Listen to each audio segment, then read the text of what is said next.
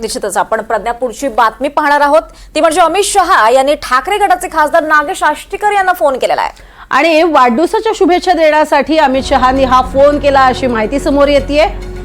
शहांनी आष्टीकरांना शुभेच्छा दिलेल्या आहेत। तर प्रज्ञा अमित शहांच्या या फोनमुळे राजकीय वर्तुळात वेगळी चर्चा रंगली आहे। अमित शहा संसदेतील सदस्यांना वाढदिवसानिमित्त अशा शुभेच्छा देतात अशी माहिती देखील समोर आली आहे। मात्र एकीकडे उद्धव ठाकरे यांना वाढदिवसाच्या शुभेच्छांचा फोन केलेला नव्हता, मात्र संसदीयत सदस्य असणाऱ्यांना मात्र ते फोन करतात अशा स्वरूपाची ही एक प्राथमिक माहिती समोर येते।